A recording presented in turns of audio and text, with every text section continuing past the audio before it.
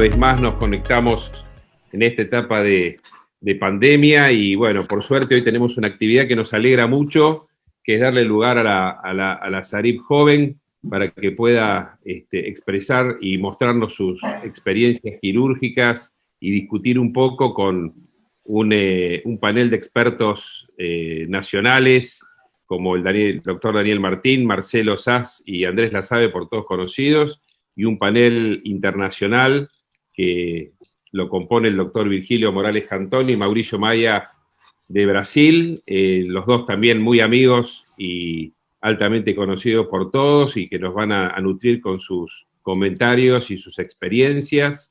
Los coordinadores van a ser el doctor Marcelo Busti y el doctor Nicolás Emiliosi, y los panelistas argentinos, por suerte, van a participar activamente la doctora Ana Domínguez Yate, el doctor Nicolás Krim, el doctor Álvaro Suárez Villalobos, la doctora Andrea Sanjurjo, el doctor Armendáriz Pablo y el doctor José López Roca. Así que bueno, vamos a dar comienzo y bueno, bienvenidos a todos y mil gracias por participar. Le doy la palabra a Marcelo. Muchas gracias, profe. Vamos a compartirles la pantalla. Bueno, bienvenidos a todos a este nuevo encuentro de Sarib Jóvenes. En el día de hoy vamos a contar con la participación de dos ilustres invitados extranjeros. Yo voy a presentar al primer invitado, que es el doctor Virgilio Morales Cantón. El doctor fue graduado en medicina en la Universidad de La Salle en México, hizo su residencia y su especialidad en enfermedades de cirugía de retina y vitrio, fue fellow en la ciudad de Boston, en el Eye Research Institute de Harvard y Retina Associates, es presidente de la Asociación Mexicana de Retina y la Sociedad Panamericana de Retina y Vitrio, miembro de la Sociedad Mexicana de Oftalmología, es autor y coautor de múltiples publicaciones indexadas y de capítulos de libros relacionados con enfermedades de la retina y vitrio, fue miembro fundador del Pan American Collaborative Retina Study Group, es revisor de múltiples revistas oftalmológicas de mucha importancia, como el Retina, el European Journal o el Ophthalmic Surgery Lasers and Imaging. También exponente en diferentes foros nacionales e internacionales, y en el año 2005 y 2006 recibió el Senior Honor Award por la SRS. En 2010 recibió el Achievement Award, y también jefe de servicio de retina en la Asociación para Evitar la Ceguera en México. Nico, si querés introducir al segundo invitado. Tenemos también con nosotros al doctor Mauricio Maya, que fue graduado en medicina de la Universidad Federal de Paraná, residencia en oftalmología también en la misma universidad, fellowship en enfermedades vitreoretinales también de la Universidad de Paraná y el Hospital de Ojos de Paraná, fellowship en enfermedades vitreoretinales en el Wilmer Eye Institute, Johns Hopkins, doctorado en medicina clínica en la Universidad Federal de San Pablo, postdoctorado en cirugía experimental en oftalmología en la Universidad de San Pablo, tiene más de 199 publicaciones en revistas indexadas, profesor asistente de oftalmología, cirugía vitreoretiniana, también de la Universidad de San Pablo, secretario asociado de lengua portuguesa en la Asociación Panamericana de Oftalmología, actual presidente de la Sociedad Brasilera de Retina y Vitrio, secretario de la Sociedad Vitreoretiniana Panamericana, director del Instituto Brasileño de Lucha contra la Ceguera, ASIS, y presidente Prudente, cirujano vitreoretinal en el Hospital Albert Einstein, San Pablo, y Vision Institute, también de San Pablo, así que es un honor para nosotros tenerlos en este simposio. Vamos, Marce, con la presentación. Bien. Bueno, nuestro primer exponente va a ser la doctora Ana Domínguez Yates. Muchas gracias, Ana, por participar. Ella nos va a hablar del manejo de núcleo en cavidad vítrea.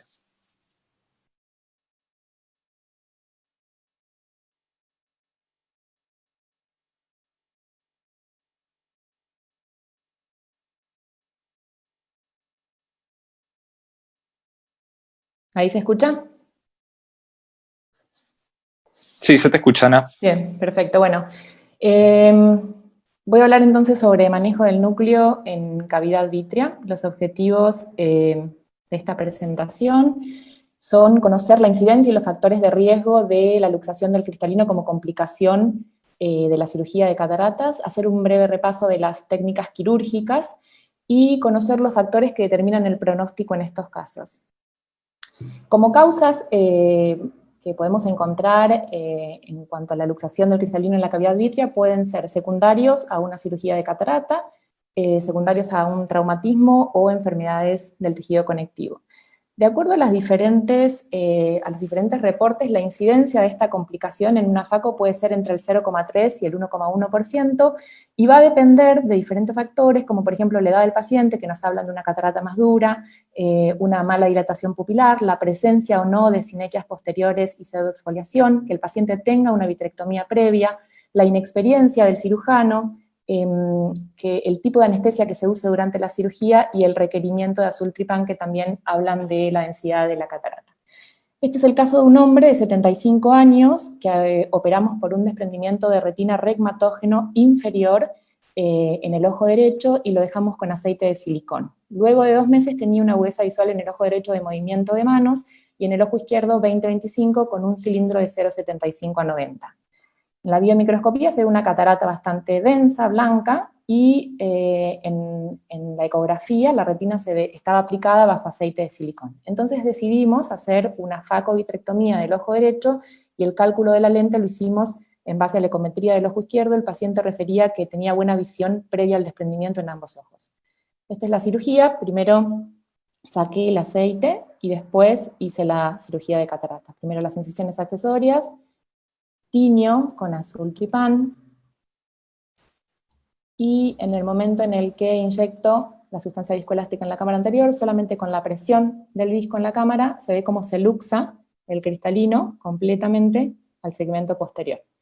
Entonces hice una incisión de 2,8 con un forceps, uno trata una capsulorhexis circular continua, y saqué la corteza con la IA.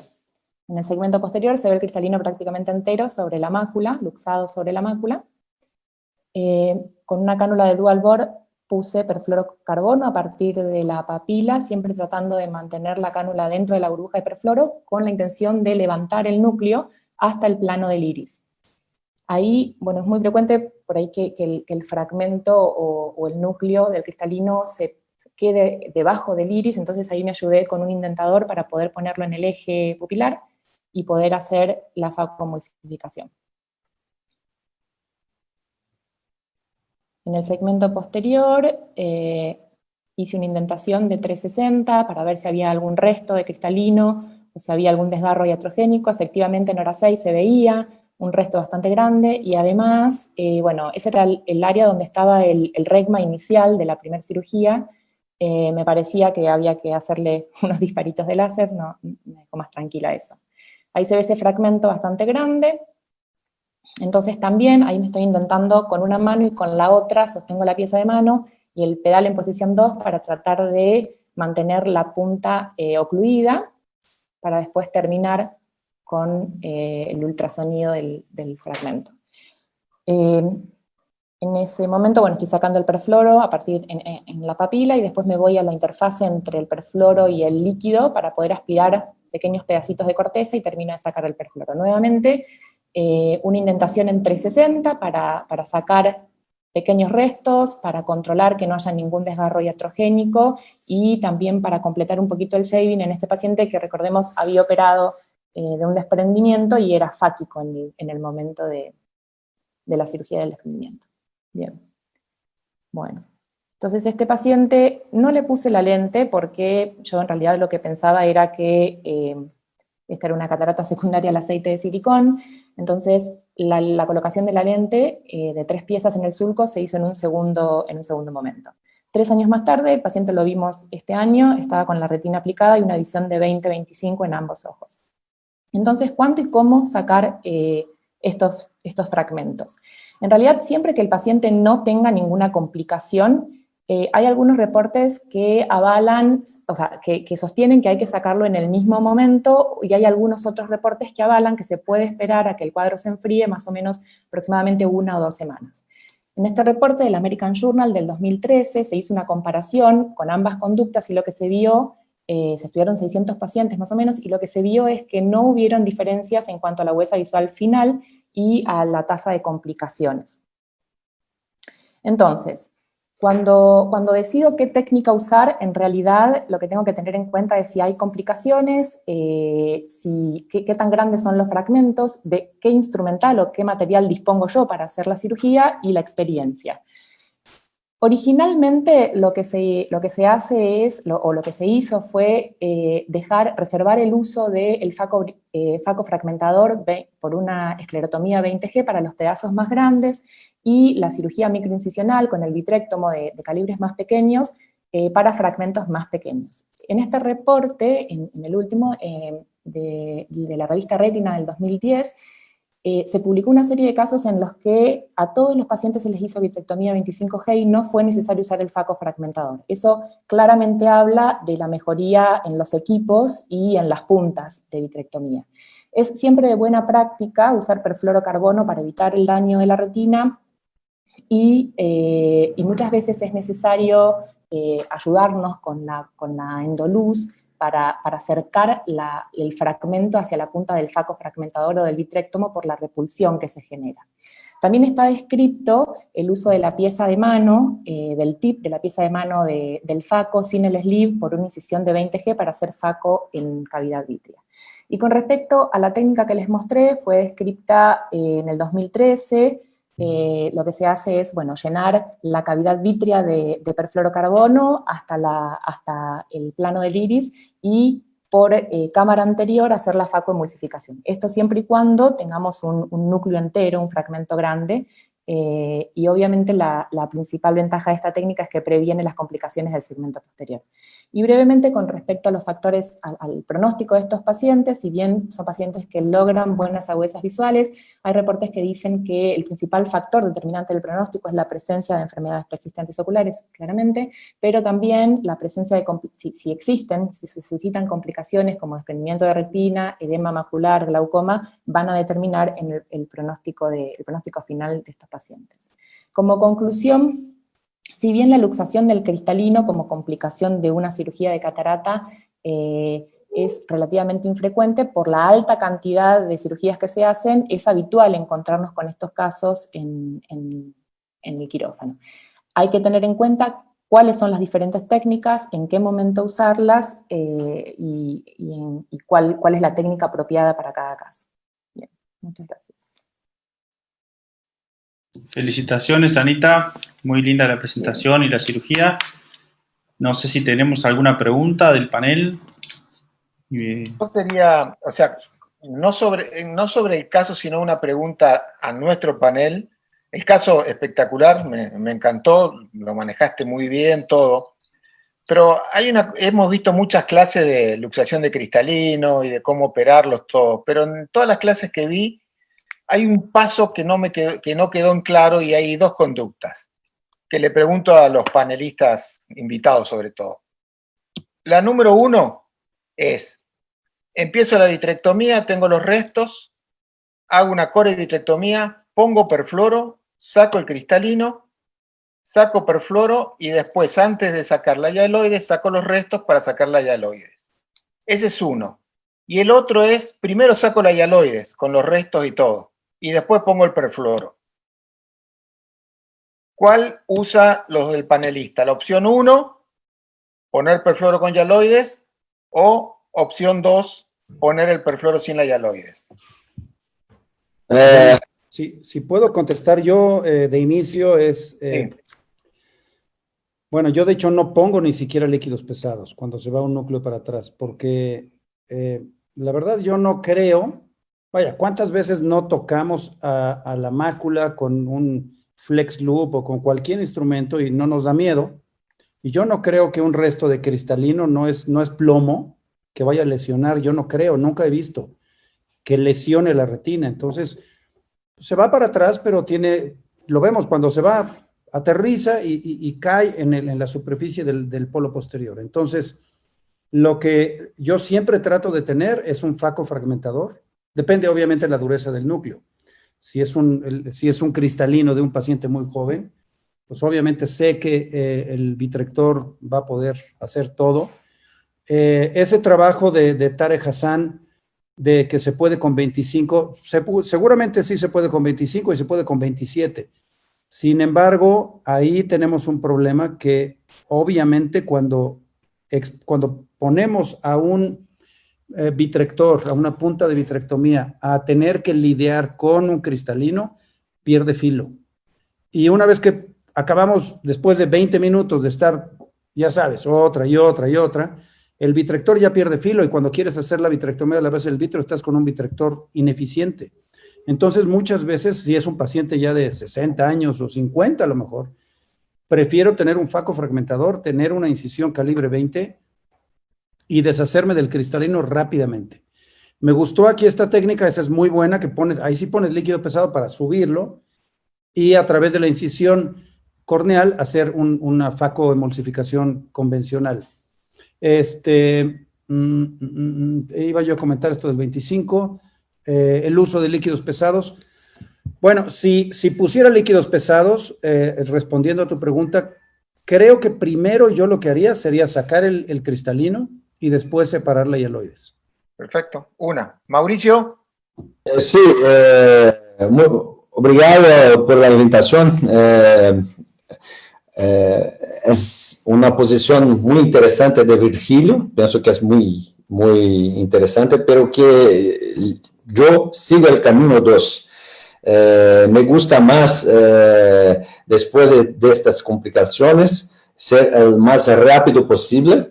Entonces, no se esperar mucho tiempo, porque entre más tiempo, más el ojo está inflamado, más inflamación, más problemas, y más cantidad de edema macular cistoide, más riesgo de desprendimiento de la retina. Pero que me gusta mucho en la cirugía hacer el desprendimiento de la hialoide posterior primero, junto con el cristal. Me encanta el uso de triamcinolona, pienso que es muy importante también en mi plática, hacerlo con un candelabro, entonces que puedo trabajar con las dos manos, entonces voy a toda la base del vitro, que pienso ser una de las más importantes después de sacar la hialoide, pasos de esa cirugía, porque William Smith demostró muchos años atrás con equipos más antiguos 4% de riesgo de rasgaduras retinianas durante la cirugía y 4% después de la cirugía y consecuentemente descoloramiento de retina. Entonces lo que hago es desprender la hialoide posterior con el cristalino.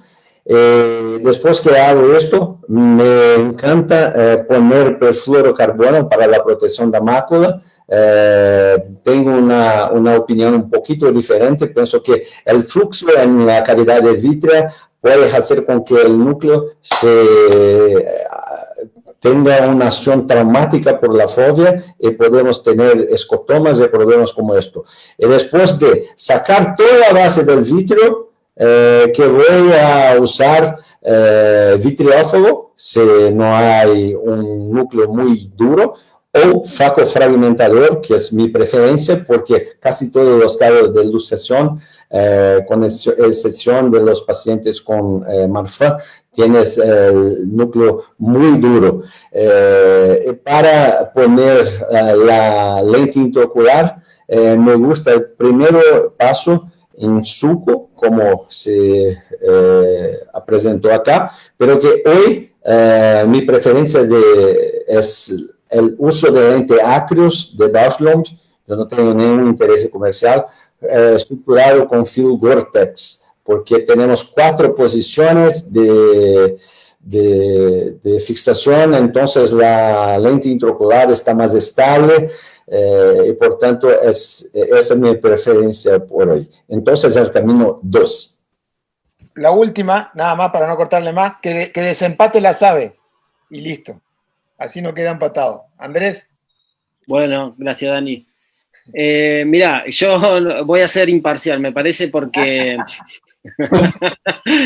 bueno. Todo depende, como en casi todos los casos, todo depende, y algo importante en tener en cuenta es la densidad del vitrio, que va de la mano del largo axial del ojo de cada paciente, y que, no sé, si tengo un vitrio muy licuado y el cristalino está suelto, lo voy a comer al cristalino y después iré a sacar la hialoides. Si es un vítreo más denso que necesito liberar el cristalino, no tanto, o sea, sobre todo para disminuir la posibilidad de tracción del vítreo mientras como el cristalino y genera alguna rotura iatrogénica, trataré de despegar primero la hialoides y después, como decía Mauricio, envolver con la hialoides el cristalino y comer todo a la vez. Eso varía en cada cirugía y me parece que las dos opciones hay que tenerlas en cuenta al momento de decidir. Es como va la cirugía. Dani, te puedo dar, yo creo que... No hablo más, no, sé si... ya de Nicolás nomás. Gracias, Nicolás. Vamos a seguir por honor al tiempo. Y justamente ahora nos va a hablar el doctor. Sí. Nos va a hablar el doctor Nicolás Krim sobre el manejo de afaquia, justamente un caso muy interesante. Adelante, Nico. Bueno, ¿cómo le va? Buenas tardes a todos. Un honor, bueno, la invitación y a estar aquí compartiendo este caso con ustedes. Bueno, es un paciente de 65 años que había sido operado de una extracapsular complicada y por lo tanto al final de cirugía tuvo que dar áfaco. La hueso visual mejor corregida llegaba a 20-25, por lo cual se decía una fijación de lente de Acros, no tengo tampoco ninguna relación comercial, de Bausch + Lomb con Gore-Tex. Acaba la cirugía.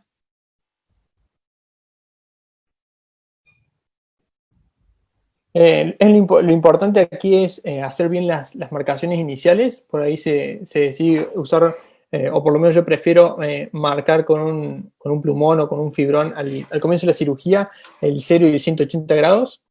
Se busca justamente a los 2 o 3 milímetros. Ahí depende de los autores que dicen entrar con las esclerotomías para dejar el lente a 2 o 3 milímetros. Algunos dicen que a 3 milímetros tiene mejor refracción. Se dejan marcados los puntos iniciales y se decide hacer la vitrectomía completa. Bueno, ahí voy a hacer el despegamiento de la hialoides posterior. En estos casos es importante, luego de hacer el despegamiento de la hialoides, buscar justamente hacer un buen rasurador del vitrio, porque bueno, cuando voy a estar trabajando con la lente, va a haber una manipulación de la base del vitrio y eso puede generarme agujero iatrogénico, entonces me gusta mucho hacer la indentación. También me gusta mucho indentar más anterior para poder sacar todos los restos de la cápsula que pueden haber quedado y dejar todo limpio. Una vez que termino de hacer eso, hago las otras dos entradas con 25, este es el caso, también está reportado con 27, esta lente Acros. Es muy importante cómo es que se pasa, justamente que tienen que ir las suturas de abajo hacia arriba. Entonces, de esa manera, la disposición que tiene la lente, cuando uno la ha probado afuera, la hemos probado con Virgilio afuera, justamente la estabilidad que tiene es mucho mayor y no tiene una deformación del plato de la lente cuando tiene esta disposición, al revés de lo que ocurre cuando hay justamente una mala disposición de las suturas. Ahí amplío la incisión a unos 3,5, 4 milímetros y este es un ganchito, un retriever de Bennett que vimos en un video de la academia y bueno, con Virgilio lo logramos conseguir en Estados Unidos y se hace muy práctico porque permite justamente, si bien hay varias técnicas para hacer este intercambio de la sutura, con este ganchito se hace bastante útil porque uno puede salir por la incisión principal e ir buscando, bueno, cómo es que uno puede ir enhebrando justamente la sutura del Gore-Tex. Lo muestro nada más que el lado derecho por una cuestión de honor al tiempo. Y una vez que ya está finalizado los 4 pasajes, se pone suficiente cantidad de visco, se utiliza una pinza para pegar la lente.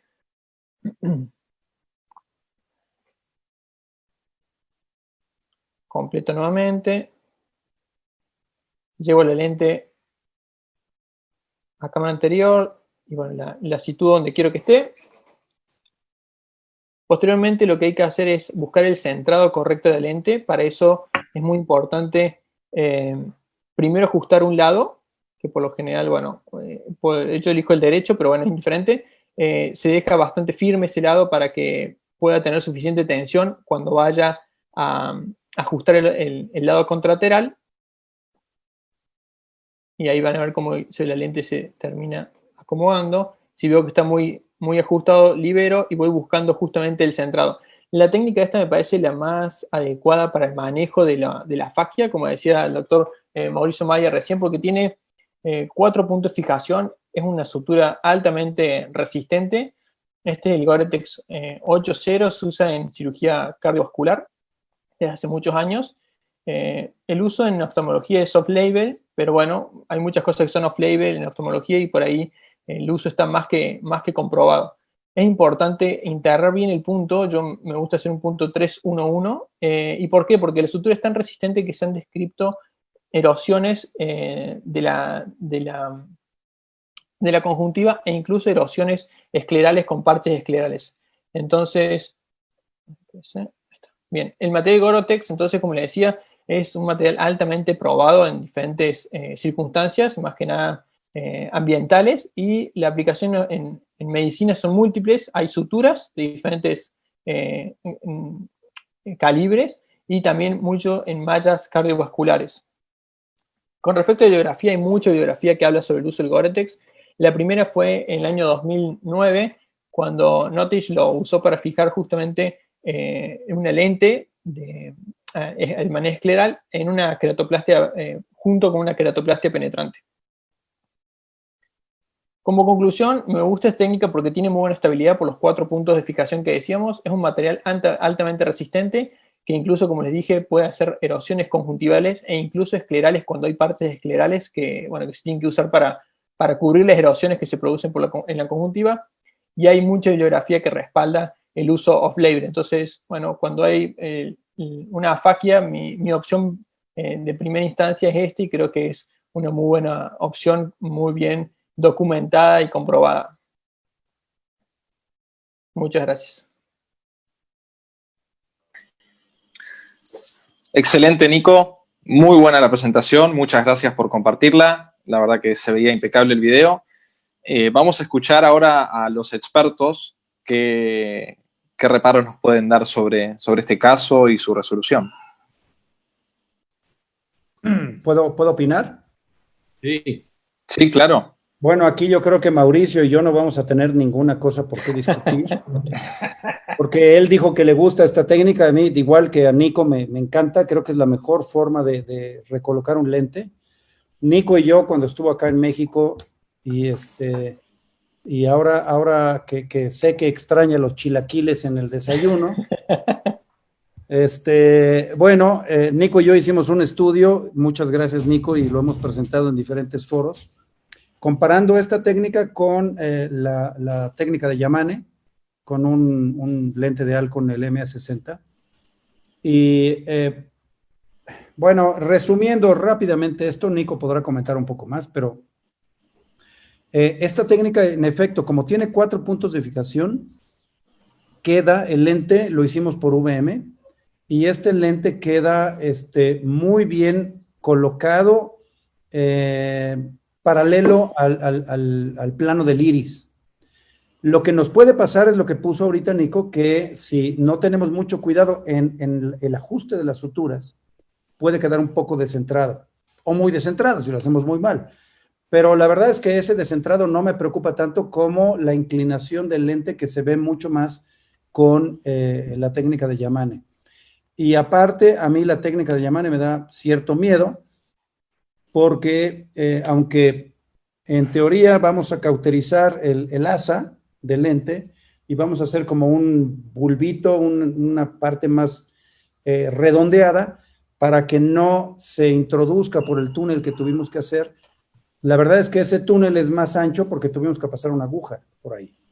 Y esa zona de bulbo, como le llamemos, se puede ir introduciendo, y entonces el asa acaba estando en la cavidad vítrea. Yo lo he visto, no me ha pasado a mí, pero he visto lentes de estos que se luxan otra vez a la cavidad vítrea, a diferencia de esta técnica que presentó Nico, muy bien hecha, que si la hace uno bien, funciona muy bien. La única crítica sería el tipo de lente intraocular, que supuestamente el Acreos puede ser, se puede opacificar, y no es el lente intraocular ideal porque es hidrofílico. Entonces, ese sería el único detalle. Ahora, hay detalles de esta técnica que hemos ido aprendiendo, que es como Nico presentó, sutura, yo prefiero 3-1-1, como él lo dijo, el nudo que sí quede adentro, y que cuando uno hace este anudado, a la hora que uno corta, ya hicimos el nudo, y cortas, que te quede una parte chiquita de resto de sutura, porque si lo cortas al ras, como decimos, tienes el riesgo de que ese nudo se deshaga dentro del ojo y entonces se vuelva a luxar, que es por lo que yo creo que algunos han referido que se luxan. Y el otro punto es hacerlo, yo prefiero hacerlo con calibre 25, porque si uno usa calibre 23, estas entradas de los trócares van a quedar muy gruesas y la sutura obviamente es más delgada. Y entonces yo sí he tenido casos en los que hay una hipotensión severa, y severa digo que quitas el parche y el día siguiente el ojo está como una pasa, y sí te sientes un poquito preocupado. Entonces, a veces yo soy muy obsesivo, acabando de que ya entierro, o como le quieran decir ustedes, el nudo dentro, me fijo muy bien que no exista fuga. Si hay fuga, entonces prefiero poner un punto de Vicryl 7 ceros para evitar esta complicación. Y mi último comentario es que, al menos aquí nosotros en el Hospital de la Ceguera, cuando a mí me dijeron de esta técnica, yo dije, pues la voy a hacer. Y empecé a investigar acerca de esta sutura del Gore-Tex, y como es una sutura que no usamos los oftalmólogos, pues la gente pensaba que no había en México.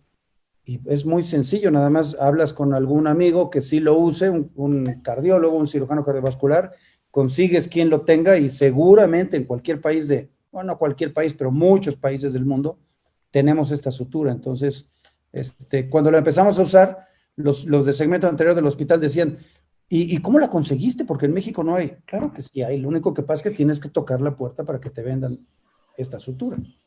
Pero muy bien, Nico. Doctor Morales, disculpe, tenemos una pregunta de la doctora Laura Schwartzman vía Facebook, y consulta, esto se hace extensivo a todo el panel, si lo han usado en síndrome de Marfan, si alguien tiene experiencia en pacientes con esta patología. Yo tengo mucha experiencia. Por favor, Virgilio. No. Creo que, Marfan sabemos que es un problema bien diferente, y tienen una retina mucho más, con muchas más chances de complicarse por desprendimientos de retina. Pero si hice una vitrectomía adecuada, revisé perfectamente la periferia, me siento tranquilo de que no hay ninguna lesión sospechosa, pues lo pondría, no veo por qué no. No sé, Mauricio, a ver, te toca hablar, Mauricio. Sí, obrigado, Virgilio. Sí, yo uso con frecuencia, es mi técnica de escoja en Marfan. La única cosa que tenemos que tener en nuestra cabeza es el estado de la retina, como dijo Virgilio. Es muy importante que nosotros podamos sacar las hialoides, hacer una buena observación de toda la base del vitrio. Si no estamos muy ciertos de que la periferia es buena, tenemos que hacer láser por 360 grados. Es una cosa que hago si no tengo una convicción grande que no fue suficiente para sacar todo el vitrio. Bien. En honor al tiempo, vamos a continuar. Nuestra siguiente presentación la va a dar el doctor Álvaro Suárez Villalobos, y nos va a hablar sobre manejo del desprendimiento coroideo post-FACO. Álvaro.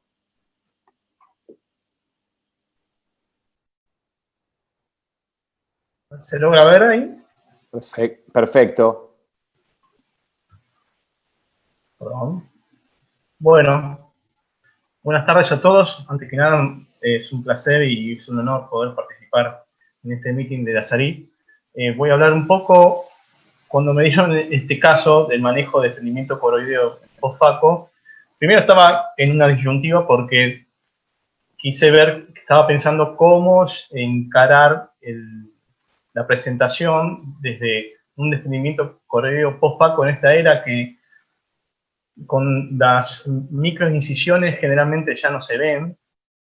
Y después también estaba pensando en los desprendimientos coroideos post cirugía ocular, sobre todo los desprendimientos en las cirugías de glaucoma, Por lo general son serosos y no requieren un tratamiento de tipo quirúrgico. Y entonces decidí compartirles un caso que tengo reportado bueno, en verdad, de una complicación post-FACO. Es el caso de un paciente de 62 años, un masculino, en el cual él había sido operado 10 días previo a la consulta de una cirugía de catarata del ojo izquierdo, en el cual tuvo una complicación con una ruptura capsular posterior, y debido a que, por lo que me relató el cirujano que lo derivó, que no tenían el lente de 3 piezas, por lo cual decidieron dejarlo a FACO y colocarlo en otro momento. Resulta que 2 días después de la cirugía, el paciente refiere que la visión se le bajó bruscamente.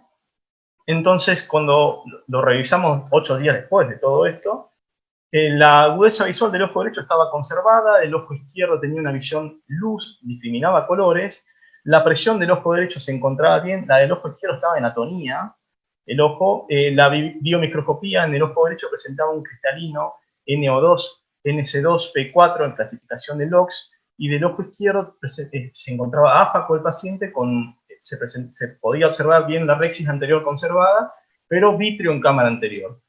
Esta es la foto del ojo derecho, bueno, ahí se puede observar la opacidad de la subcapsular, y del ojo izquierdo voy a pasar a describir el fondo de ojos. Se apreciaba que en el vitro había abundante celularidad del epitelio pigmentado, con células de una cruz también, y presentaba 2 desprendimientos de retina gigantes, el lado temporal que iba de meridiano de las 12 hasta meridiano de las 5, y otro que era de meridiano de las 6 hasta meridiano de las 10:30. Entre medio de ambos había un puente de retina, que tanto superior como inferior, y el resto la retina plegada hacia el centro, con un desprendimiento coroideo 360 muy grande, sobre todo del sector temporal.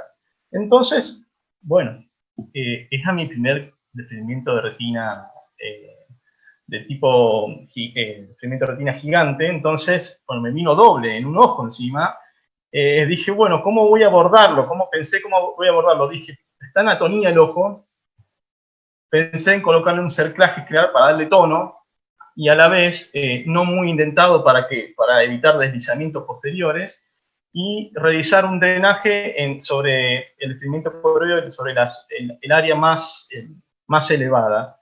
Entonces pasé, a ver si se ve, bueno, a implanté una esponja 503 de Ecuador. Empiezo a realizar la primera esclerotomía sin éxito, comprimo la esclera adyacente y la verdad que no logro extraer más. Entonces realizo una segunda esclerotomía adyacente a la otra, en la cual se percibe que sale un poquito de líquido supracoroideo, pero muy poco. Trato de comprimir hacia los costados a ver si podía extraer un poquito más, pero bueno, no.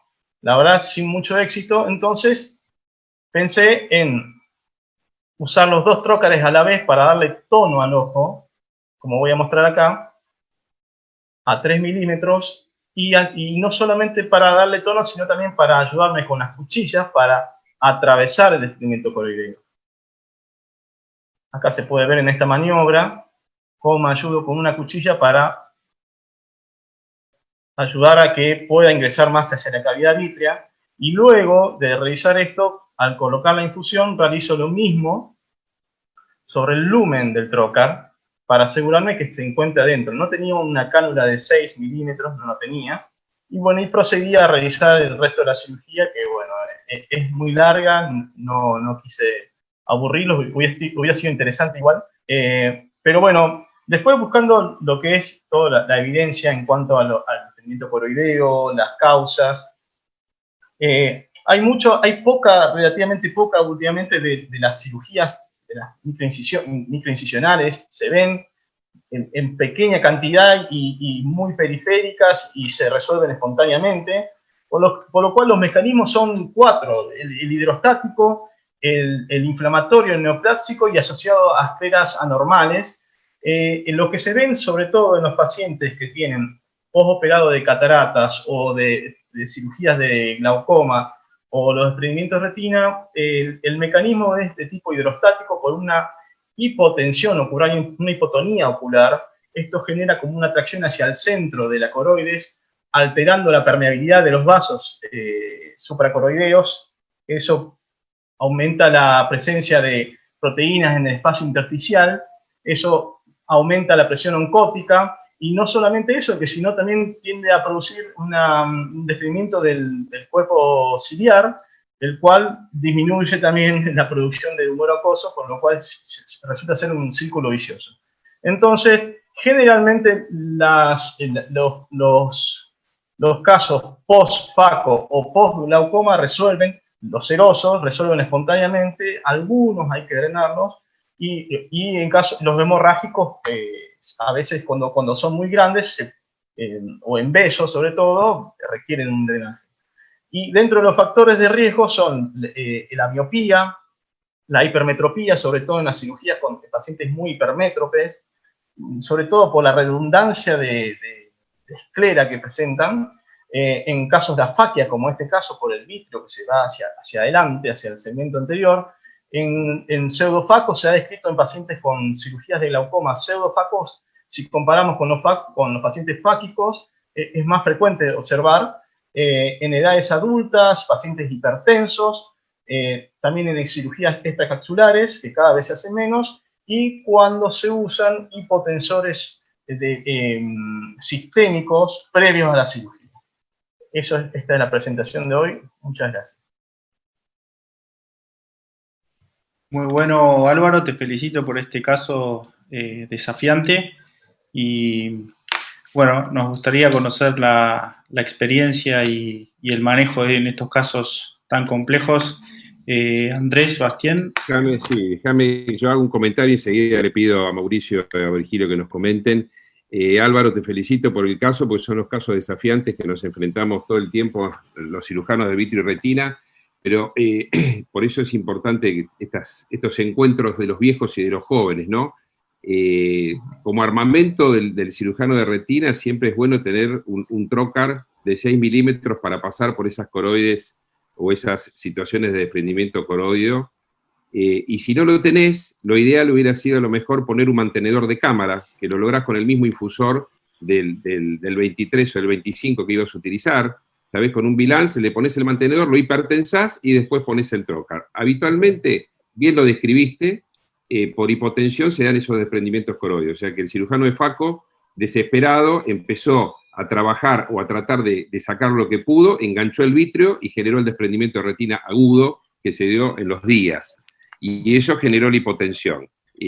Bueno, todo el tiempo vemos ojos con desprendimientos coroideos que llegan con el desprendimiento de retina, y cuando lo hipertensamos, el desprendimiento coroideo seroso se va automáticamente, y vos podés seguir trabajando con la retina.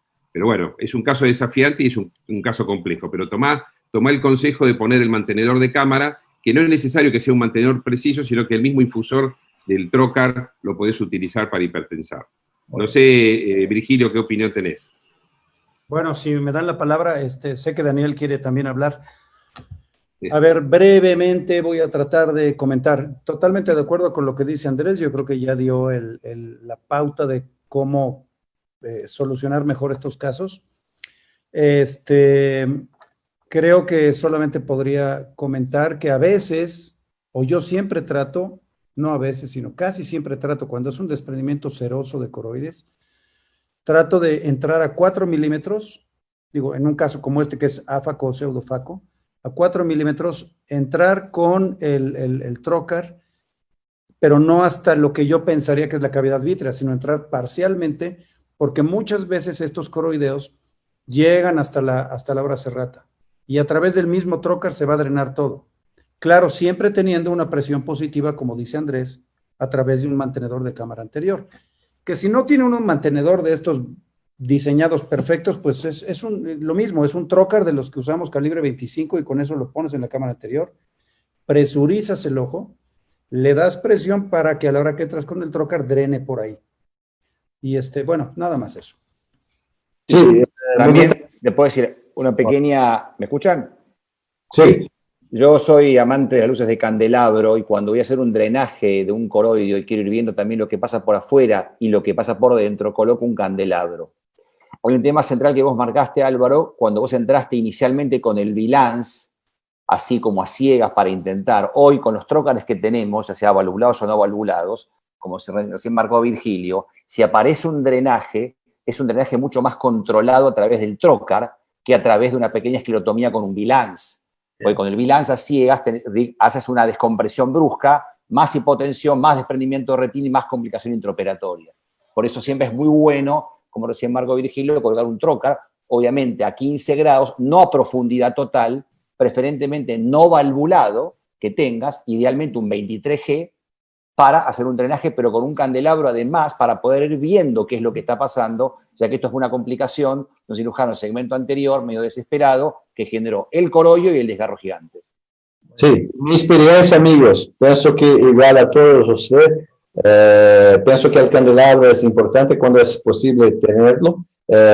Antes de la drenaje, que me gusta mucho, 4 milímetros con trocáter, es importante recordar que es importante la utilización de trocáteres no valvados, porque algunas veces podemos usar el valvado y no va a funcionar. La fijación de la lente es una segunda etapa, no podemos hacerlo juntos, obviamente. Es importante en mi experiencia que el mantenedor de cámara anterior se haga con una infusión de 27 Gauss. Y el segundo, no es mi preferencia hoy, tener la infusión de 6 milímetros. Me encanta mucho los mantenedores de cámara anterior. Me gustaría de 30 segunditos más, un ratito, para hablar sobre lente con Vortex. Cuando estamos, ojo con la situación buena, la lente con Vortex tenemos 3 cosas importantes. Cuando se hace el estudio de la dioptría de la lente, tenemos que corregir una dioptría más del cálculo original porque estará la lente a 2 milímetros del limbo. La otra cosa es que es importante que tenemos 4 milímetros de una para otra esclerotomía. Entonces, entre las esclerotomías es importante, tenemos un surco para que un camino para que la sutura no se cause un abaulamento en la conjuntiva, y eso es muy importante para el futuro. Nosotros tenemos mucha experiencia ahora con Vortex, estamos usando en todos los pacientes, Vortex 8.0, son cosas que nosotros no hablamos en la discusión pasada, pienso que eso es importante hablar ahora. Gracias. Bueno, muchas gracias. Tenemos una pregunta del chat del doctor Rubín, si probaron de drenar con un trócar no valvulado, lo que comentó recién el doctor Maya. No sé, un comentario del doctor Daniel Martín y ya pasamos al próximo orador. Dos cositas, lo mío es muy corto. Sobre todo los que somos más viejos se van a acordar que había una firma que se llamaba Infinitech y esa traía una luz con infusión. Esa era espectacular, que no la hacen más. Uno entraba con el iluminador, ponía la infusión, entonces tenía la tranquilidad de que podía darle presión positiva y drenar. Desgraciadamente no la están haciendo más. Y lo último es que, aparte de los factores predisponentes que nombraste, yo una vez hice un seguimiento que presenté, el 70% de los pacientes que hacen un coroideo o que vienen con un coroideo, con un hematólogo tienen problemas en la coagulación. Eso es lo último que quería decir. Yo quiero hacer un comentario cortito. Sí. Sí, adelante, Leonora, sí. Bueno, Álvaro, yo vi los pasos de la cirugía y me parece que fueron todos correctos, colocar una banda, hacer el drenaje y colocar un infusor. Lo único que yo podría observar sería el orden. Creo que primero sería muy importante elevar la presión ocular para que, digamos, veamos el paralelaje de la rotura de la retina para saber a qué altura vamos a ubicar la banda. Y también muy importante tener un poquito de presión intraocular para que ese drenaje que hiciste tenga un poquito más de chances de ser, digamos, de drenar, ¿no? La esclera, como ya comentaron, es muy flexible, muy blanda, entonces el trocar ayudaría bastante. Creo que todos los pasos estuvieron súper bien, pero por ahí en el orden invertiría, pondría primero un trocar para elevar la presión y después iría con los siguientes pasos. Eso es todo. Gracias. Buenísimo, muchas gracias. Bueno, vamos a pasar a la siguiente. Buen caso, Álvaro, muy bien. Felicitaciones, Álvaro. Pasamos a la segunda presentación de la doctora Andrea Sangiorgio, que nos va a hablar de edema pseudofáquico. Adelante, Andrea, si querés compartir Ahí pantalla. comparto. Buenas tardes.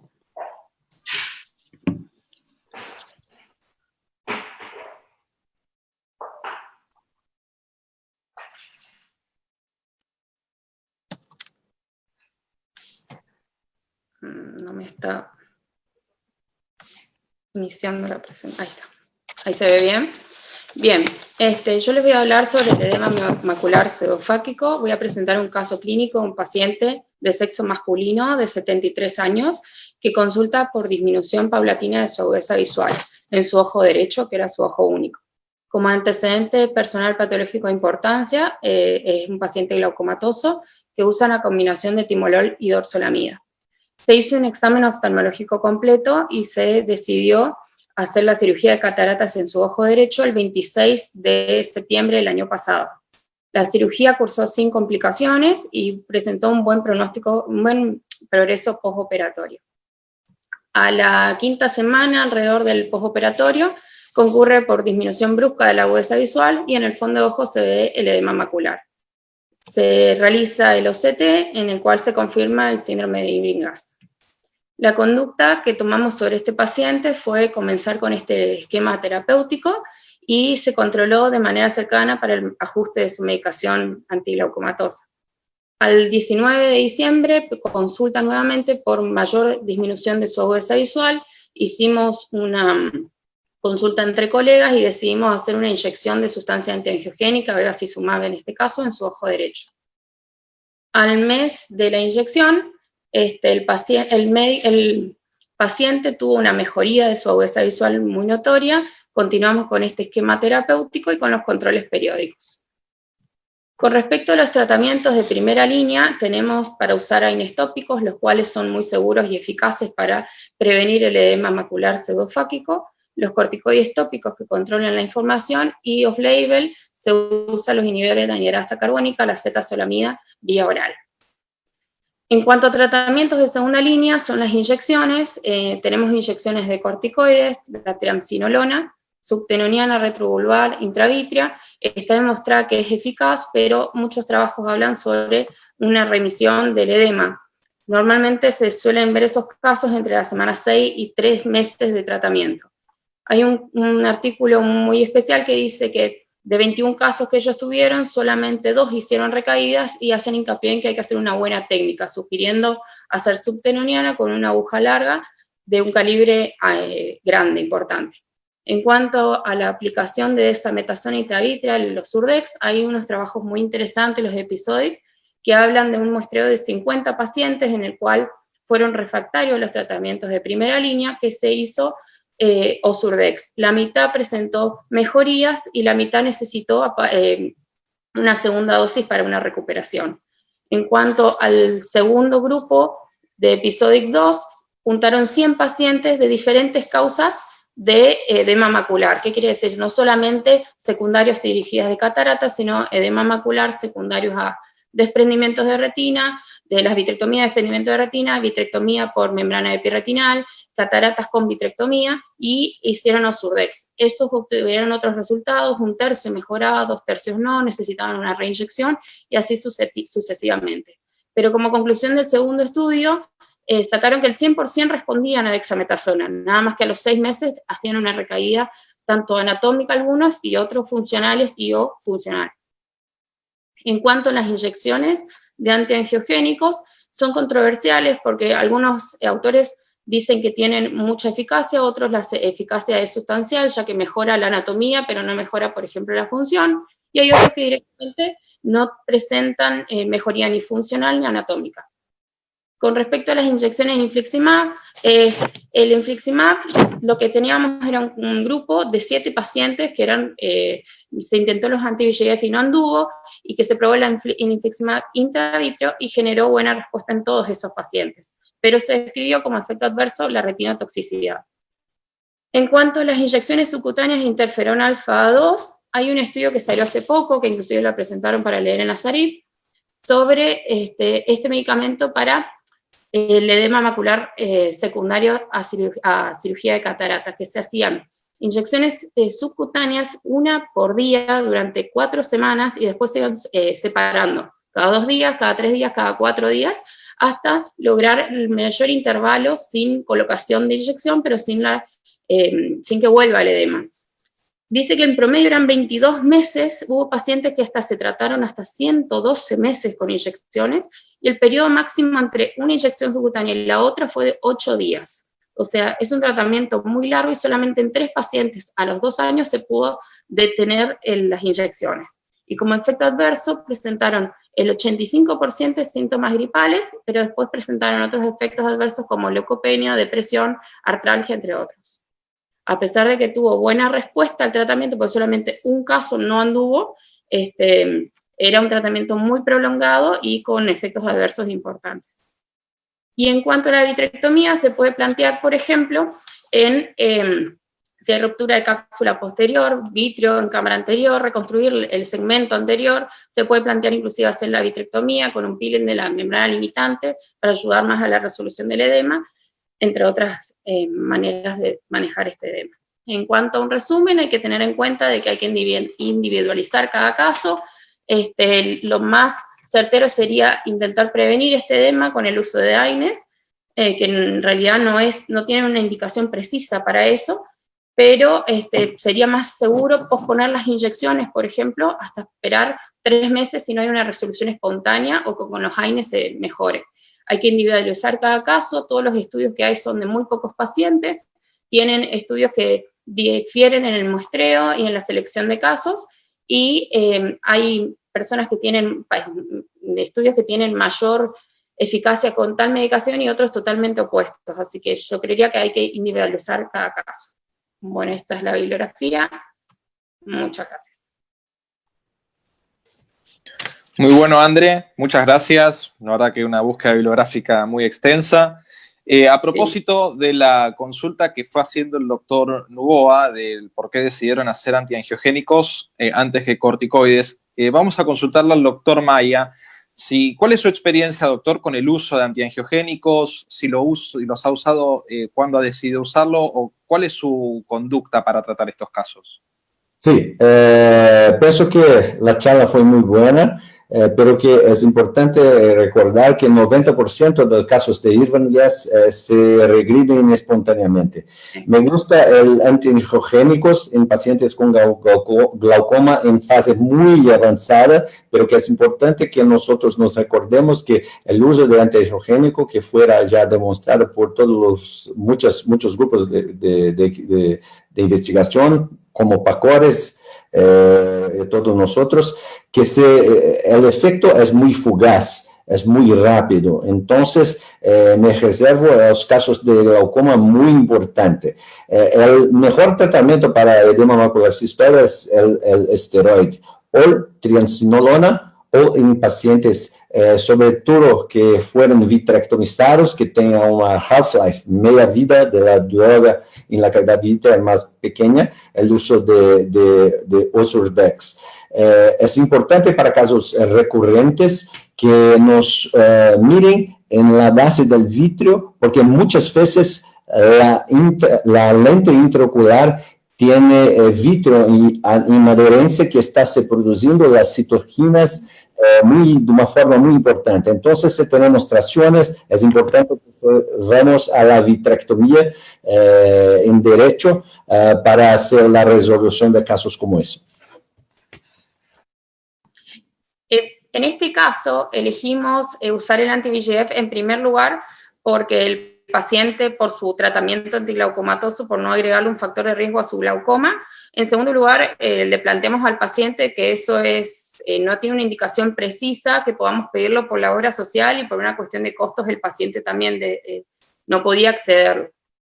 Dentro de la bibliografía he visto que el Osurdex en sí eleva unos puntos de presión, pero no es una contraindicación en un paciente glaucomatoso si está bien tratado.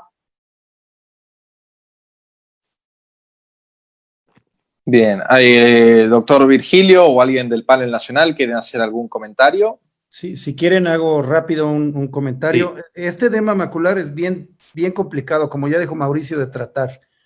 Y afortunadamente muchos desaparecen, o la mayoría desaparecen en forma espontánea. Pero a ninguno de nosotros nos gusta tener un paciente con un edema macular de este tipo, quístico, que lo ves en el OCT y ves esos grandes quistes, tienes que hacer algo, ¿no? Y aparte el paciente, pues por eso fue contigo. Sabemos que los esteroides son la línea número 1. Ahorita que mencionabas, digo, yo entiendo la situación económica somos países muy similares, en donde desafortunadamente nuestros pacientes muchas veces no tienen los recursos para pagar un Osurdex, que es caro, y puedes usar un Avastin, que es más barato.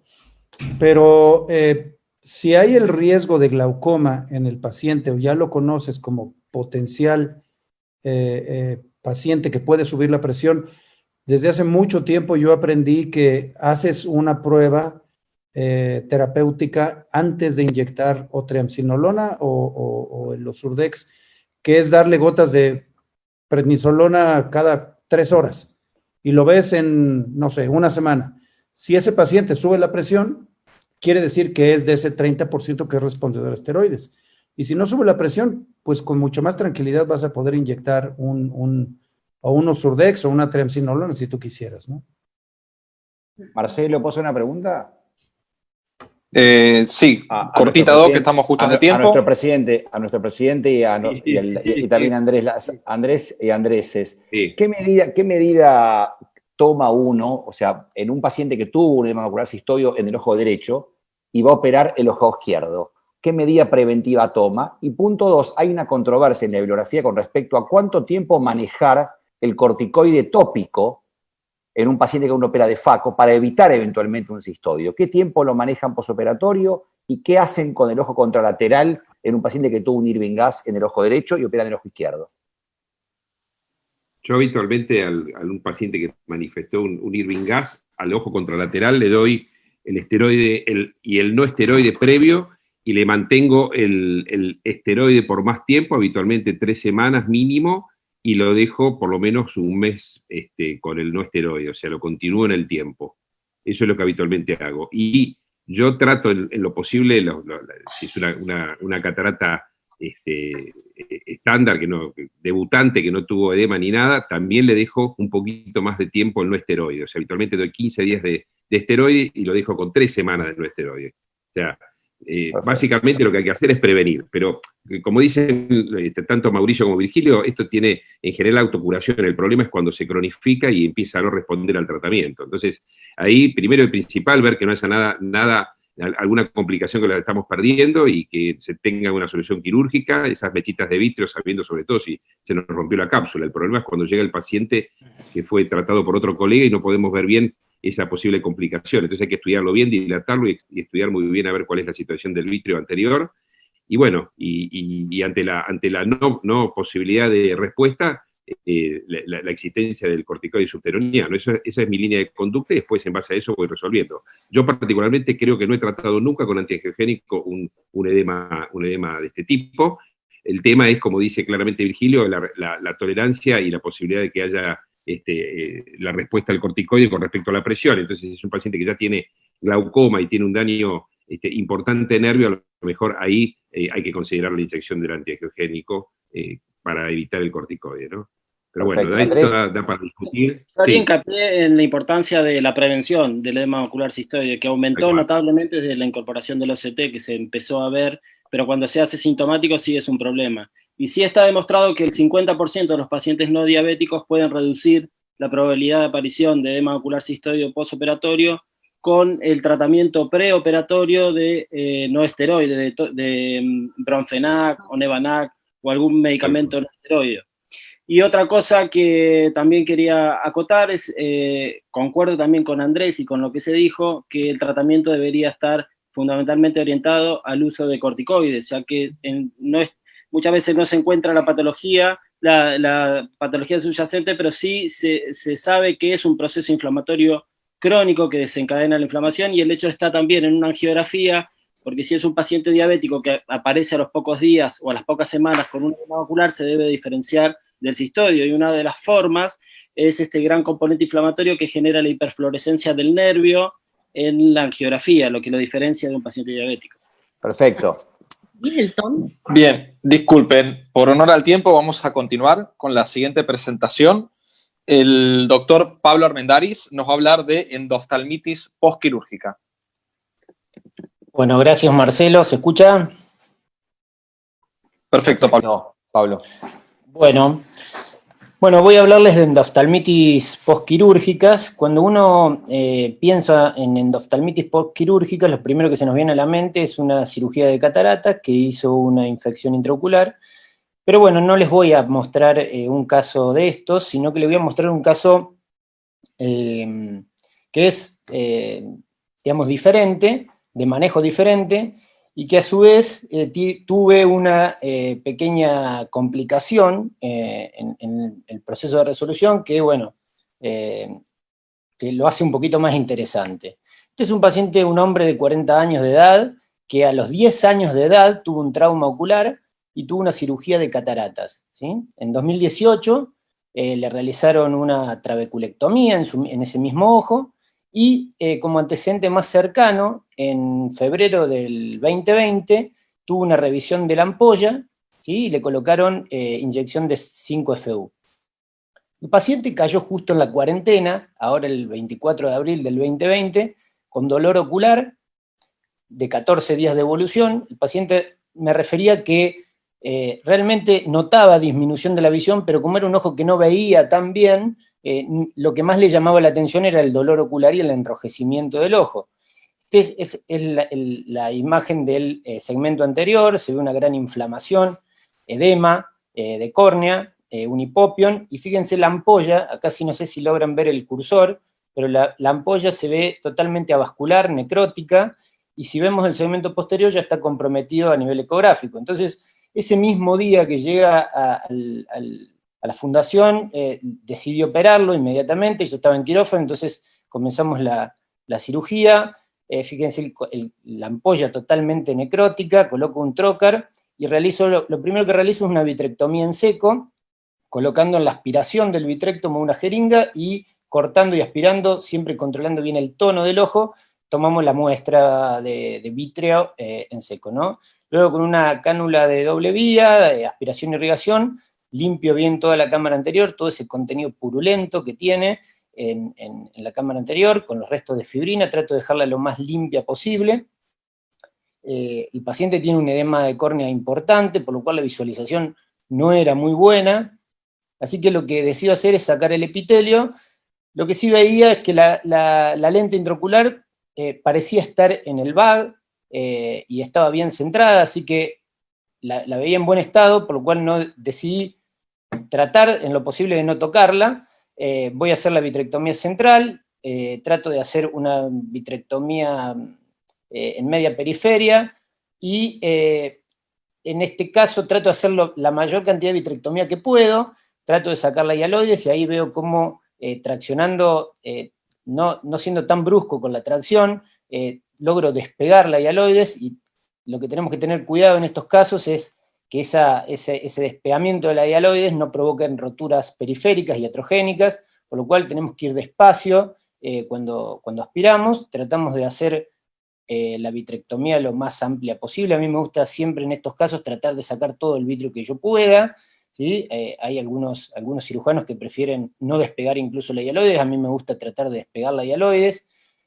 La visualización, créanme que no era buena, coloco ahí glicerina para ver si mejoraba, y trato de sacar todo el vitrio posible. Me voy un poquito más hacia la periferia para ver si puedo eliminar todo el vítreo periférico. Yo veía en el nervio óptico, lo veía blanco, y como no tenía buena visualización, digo, bueno, puede ser que el nervio óptico esté atrófico, me voy a aspirar ahí al nervio óptico y ven que se levanta como un grumito de contenido fibrótico, purulento, pero como no tenía buena visualización, decido ir detrás de la lente, y este es lo que le quería mostrar. Fíjense, voy a hacer una vitrectomía por detrás de la lente, pensando que tenía cápsula posterior, pero fíjense cómo la lente se empieza a desplazar, y acá es cuando uno dice a la instrumentadora, no te salen las palabras, pasame el coso, pasame el aparato ese para sostener, y no te sale, y bueno, y se fue la lente, y esa es la cara que hice cuando se me fue la lente. Pero bueno, nada, a seguir adelante, me voy para atrás. Fíjense, es una lente en plato que es muy difícil, se fue por supuesto directamente a la mácula. Trato de levantarla con una pinza, pero tenía mucho miedo de lesionar la retina. Fíjense, la retina estaba muy friable, por lo cual ahí decido abortar esta técnica y coloco un candelabro, y me permite esto utilizar las dos manos. Esta es una técnica que me encanta para levantar la lente, me voy con un brusher sin punta de silicón, aspiro al máximo y levanto la lente hasta el medio de la cavidad vitrea y la agarro con un forceps. Ahí ya la tengo en el forceps, me voy dando las manos y la voy subiendo a cámara anterior. Créanme que es bastante difícil subir esta lente en cámara anterior, previo coloqué viscoelástico, ¿no? Pero es bastante difícil subir esta lente en cámara anterior porque es en plato, es de silicona y es muy difícil maniobrarla. Traté de cortarla, pero la verdad que la silicona, cortar esta lente es muy difícil, entonces abrí córnea y la saqué. Parece un ICL la lente, fíjense, y no tiene lugar donde agarrarla, por eso era muy difícil ir con el forceps a levantarla. Bueno, suturo bien la córnea, y luego, cuando me voy a trabajar en la cavidad vitrea, fíjense cómo la visualización ya cambia, y ya veo mucho mejor, puedo completar bastante bien la vitrectomía. Esos restos que quedan ahí trato de eliminarlos, pero como no vienen, no me preocupa, los dejo, y voy a trabajar sobre la ampolla. En estos casos, lo recomendable es eliminarla. La ampolla es una ampolla necrótica, vascular, que no tiene ningún tipo de función, entonces hay que tratar de eliminarla, y fíjense cuando saco la ampolla, cómo viene la tapa escleral. Yo creo que venía pegada a la ampolla, así que bueno, elimino toda la ampolla, y hago una divulsión de la conjuntiva como para que llegue a cubrirla y no tenga retracción conjuntival posterior, y después decido colocarle, para tapar el orificio, un parche escleral. Bueno, ustedes me dirán acá, Pablo, ¿qué parche grande le pusiste? Sí, la verdad que le puse un parche bastante grande, pero lo decidí así porque noté que tenía mucho adelgazamiento escleral en todo el recorrido donde estaba la ampolla. Entonces, bueno, coloqué el parche grande, lo tapé bien con la conjuntiva, y bueno, al finalizar la cirugía coloqué antibióticos, vancomicina, ceftazidima y dexametasona. Bueno, este es el postoperatorio a los 20 días, lo controlé el lunes pasado, el paciente, sí, el lunes pasado creo, o la semana anterior, y bueno, ahí se ve el segmento anterior bastante bien, estable, calmo, el parche recubierto por conjuntiva. Este es el aspecto del fondo de ojo, si bien todavía está un poco turbio, pero se ve bastante bien, y esta es la ecografía en el postoperatorio. Bueno, el paciente recuperó de percepción luminosa a bultos, la verdad que no recuperó muy buena visión, teniendo en cuenta también que tiene un glaucoma avanzado, y que en estos casos son muy agresivos, suelen tener baja visión en el postoperatorio. Y los cultivos me dieron negativos, tanto la PCR como el cultivo de la muestra vítrea, como también mandé a analizar la lente intraocular, me dieron negativos. Bien, y bueno, con respecto a este tipo de endoftalmitis, son tipos especiales de endoftalmitis, no es lo mismo que el manejo que en una endoftalmitis postfaco. Este tipo de endoftalmitis está publicada en numerosos trabajos, la mayoría de ellos retrospectivos. Hay un trabajo muy interesante que es de la Sociedad de Glaucoma de Japón, que es un trabajo prospectivo muy lindo, que habla de la incidencia sobre todo de esta patología, pero como conclusión general lo que quería dejar en claro es que si bien esta es una patología, es una infección de incidencia dentro de todo baja, ha aumentado con el uso de antimetabolitos, lo cual no es un dato menor, y hay que tener un seguimiento de este tipo de ampollas, y tiene algunos factores de riesgo que pueden contribuir a la infección, como son la manipulación de la ampolla, sobre todo el needling, la revisión de las ampollas, bueno, defectos ya que haya en la ampolla, o localizaciones inferiores, intraveculectomías inferiores, el uso de lente de contacto, por la fricción de que puede generar la lente de contacto, puede lesionar la ampolla, ¿sí? Y también, bueno, infecciones en la superficie ocular, obstrucciones canaliculares. Lo que estas endoftalmitis se pueden presentar de inicio precoz, pero lo más común es que comiencen en forma tardía, y se las suele ver incluso años después de la trabeculectomía, ¿no? Y lo que tenemos que tener en la mente cuando vemos este tipo de endoftalmitis es que son endoftalmitis, las ocasionadas por blebitis, son muy agresivas y tienen un peor pronóstico visual que las endoftalmitis ocasionadas por una cirugía de catarata, ¿no? Y esto es porque los gérmenes que provocan este tipo de infecciones suelen ser la mayoría estreptococos o gram negativos, gérmenes gram negativos, que tienen mayor agresividad, ¿sí?, que los Staphylo epidermidis que con frecuencia infectan la faco, ¿no? Por lo cual, la conducta en este tipo de endoftalmitis y de infecciones es el tratamiento precoz, y incluso hay varios trabajos que hablan de que el pronóstico visual depende mucho de el tiempo que transcurre entre que el paciente presenta los síntomas y que realizamos el tratamiento, ¿no? Así que bueno, este es el casito que quería mostrarles. Pablo, excelente la presentación, la verdad que un caso muy, muy complejo, ¿no? Tomar la decisión de sacar la esclera o no sacar el flap, qué hacer si no tenemos esclera. Le vamos a consultar al doctor Lasabe. Andrés, ¿qué harías si no tenés esclera en estos casos? ¿Hubieses sacado la tapa? ¿Lo hubieses dejado? Bueno, Pablo, ya te lo dije cuando miré el video, es espectacular y una resolución muy buena. En este caso en particular, evidentemente estaba horadada incluso la ampolla, y seguramente con el uso de mitomicina había tenido... 5FU. En 5FU, eso 5FU, hace sí. que la ampolla, que los vasos se capten y se genera una ampolla vascular muy frágil y tiende a romperse. En ese caso, la indicación sí, sacarla y ponerle ese gran parche de esclera estuvo muy, muy bueno. A veces, cuando la ampolla todavía no está horadada o no hay signos de una isquemia total, la misma recuperación de la ampolla se hace con la eficacia de los antibióticos. El resultado postoperatorio, después de esa ampolla, se vuelve... he tenido casos de endoftalmitis asociadas a la blebitis, donde no saqué la ampolla y la recuperación fue muy buena. Y otra cosa rápidamente que quería acotar, no tanto en estas asociadas a glaucoma, sino en la más habitual, que es la postfaco, el uso de aceite de silicón también como pregunta al panel, teniendo en cuenta el efecto bactericida, que fue demostrado incluso recientemente en un estudio prospectivo in vitro, donde podría ayudar como complemento a la disminución de la proliferación bacteriana. Y a su vez, como estos tejidos son muy necróticos y uno a veces puede pensar que limpió muy bien el vítreo, pueden quedar algunas roturas iatrogénicas que uno no advierte durante la cirugía, y el aceite en ese caso ayudaría también al menos a contener y darle tiempo para después poder hacer una segunda cirugía. Bien, Andrés, y... Que respondan Virgilio y Mauricio, a ver qué les parece. Virgilio. Mauricio, micrófono.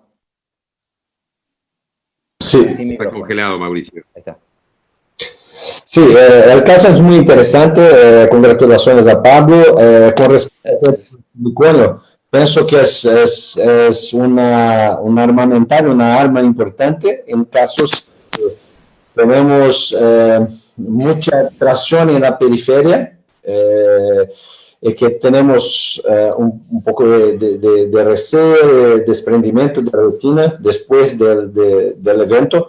Entonces uso bastante aceite de siliconio en casos que no estoy cierto que retiré todo el vitrio y tengo en mi racionamiento durante la cirugía, el racionamiento de que puede haber roturas retinianas. Entonces, que en estos casos el aceite de siliconio es muy importante. Pero la técnica que Pablo demostró de sacar la ampolla y poner una esclera es muy interesante. Es importante lembrar que en estos casos los ojos son muy debilitados, que inyecciones de antibióticos son preocupantes por la toxicidad. Entonces, la vitrectomía precoz es importante en muchos de esos casos, me concuerdo. Muy bueno caso. Y, doctor Virgilio, ¿usted considera la posibilidad de hacer, si tiene que sacar la ampolla, hacer un trasplante autólogo de esclera, si el paciente, si no tiene esclera de banco? ¿Qué conducta tomaría usted en este caso? Bueno, digo, esperaría que si me toca un caso así, si tuviera esclerótica de banco. Y si no, pues a lo mejor, como tú dices, tendría que tomar un ligero corte de esclerótica para cubrir ese defecto. Pero yo quería comentar algunas cosas aquí. A la hora yo sé que estos lentes de plato son bien difíciles cuando se van al polo posterior de subirlos. Estuvo muy bien con la cánula de aspiración. A mí me gusta mucho con cualquier tipo de lente intraocular, que lo tengo allá atrás en el polo posterior, con el vitrector, con el puerto, aspirar el lado de lente intraocular, y entonces uno lo puede aspirar casi siempre y ya lo subes y ya en segmento anterior a ver cómo lo manejas, pero creo que el video me encantó, está muy bien hecho. El tema de la separación de la hialoides, supuestamente Ferenc Kuhn, que pues es uno de los líderes de opinión en trauma y en endoftalmitis también, él dice que hay que quitar la hialoides para hacer que el antibiótico que vamos a poner llegue y tenga contacto directo con la retina. Está bien, sin embargo, bueno, yo cuando inyecto un antiangiogénico, a lo mejor es diferente un antiangiogénico que un antibiótico, pero lo pongo en la cavidad vítrea y ya sabemos que atraviesa hasta la coroides. Ahora, el punto para mí es cuando hace uno la vitrectomía en estos casos con endoftalmitis, como ya lo dijiste tú y lo han dicho los demás, es bien importante considerar que la retina es bien friable. Entonces, hay que ser muy cuidadosos, y si yo me meto un caso de estos, si veo la retina muy necrótica, prefiero quitar el vítreo central, dejar el antibiótico y hacer que el antibiótico haga lo que tiene que hacer. No soy obsesivo en separar la hialoides porque lamentablemente me ha pasado que quieres quitar hialoides y empiezas a romper la retina por todas partes, lo cual te va a llevar a poner silicón. Y ahí está el otro punto que decía Andrés ahorita. No sé cuál es el artículo, no me acuerdo, pero yo, ahorita que lo dijiste, Andrés, me acuerdo que revisé, me mandaron, no me acuerdo ni de qué revista, la revisión de ese artículo, y me pareció súper bueno. Si ahorita nos dices, Andrés, cuál es, sí. Pero sí que las bacterias van a crecer menos en el silicón. En un ojo con silicón depende la liposolubilidad del antibiótico que vamos a poner. El único detalle es que cuando ponemos silicón, y quisiera poner la pregunta al panel de todos ustedes, es ¿qué concentración de antibiótico vamos a dejar? Porque creo que nadie sabe eso. Yo pongo la mitad, pero decimos en México a ojo de buen cubero. O sea, es así como que me late que eso es lo que debo dejar, pero no estoy muy seguro de cuánto debo de poner. Bien, muchas gracias, doctor. Por favor, Virgilio, es muy importante su colocación acerca de los antibióticos intravítreos. Pienso que no tenemos respuesta. La mayoría de nosotros pone mitad de la dosis, pero que no hay soporte científico para eso. Todos nosotros hacemos eso. ¿Puedo hacer un comentario? Estamos muy justos de tiempo. Bueno, No, una sola cosita nomás. Traté de hacer esa técnica para levantar la lente que decía el doctor Virgilio, y cuando la subí a la lente, al vitrio anterior, traté de agarrarla con el forceps, y es muy dura la lente y no la podía agarrar porque no tenía suficiente espacio, entonces por eso decidí poner el chandelier para manejarla en el centro de la cavidad vítrea. Marcelo, un comentario, 5 segundos. En el pasado Retina World Congress hubo un debate que estuvo Ferenc Kuhn contra William Smith del Bascom Palmer, hablando de vitrectomía precoz con vitrectomía tardía, y un poco lo que decía Virgilio, el vitrio periférico uno perfectamente puede dejarlo, porque uno puede generar mucho más iatrogenia que efectividad terapéutica. Sacar la hialoide posterior o no, sacar un poco la parte central del vitrio, liberar las exotoxinas, interleuquinas, factores inflamatorios, es suficiente. El paper que decía Andrés, con la cuestión bactericida, todos sabemos que el aceite de silicón es un compartimentalizador de la cavidad vítrea y por ende es obviamente un efecto bacteriostático, bactericida, de los restos bacterianos o factores inflamatorios que pueden haber quedado. Pero los invito a que revisen el debate entre William Smith y Ferenc Kuhn del pasado Retina World Congress. Está muy bien el tema para sacar un poco más de conclusiones. ¿Puedo comentar una cosita más? No, dejala a Eleonora que estaba antes, que si no, Eleonora, comentá y después. Pablo, me encantó tu caso.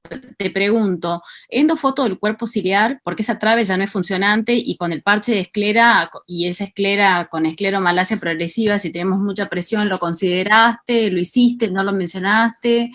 No lo consideré. En su momento lo único que me centré es en resolver el problema de la endoftalmitis. Sinceramente no lo consideré, pero bueno, sería una opción. Más rápido que pasamos. Sí, que para los que quieren dejar aceite de silicón, la técnica para dejar antibióticos es la siguiente. La cavidad vítrea con suero, se cierra el suero, se coloca el antibiótico y se hace un intercambio fluido-aire con un leve menisco de líquido. Y ahí se coloca el aceite. Esa concentración en el leve menisco de líquido es la correcta. Yo tengo varios casos así, con buena resolución, casos muy complejos, con mucha necrosis, que dejé aceite de silicona a propósito. Eso es lo que hay que hacer en cuanto a la dilución del antibiótico. Una cosita más, lo único es que el antibiótico que no va a responder bajo aceite de silicona es la amicacina. Eso se detectó que no tiene ningún tipo de acción bajo aceite. En cambio, la vancomicina sí se pudo rescatar in vitro y se puede utilizar, como decía Marco. Bien. Yo quiero hacer una preguntita. Vamos, chicos. ¿Puedo? Sí.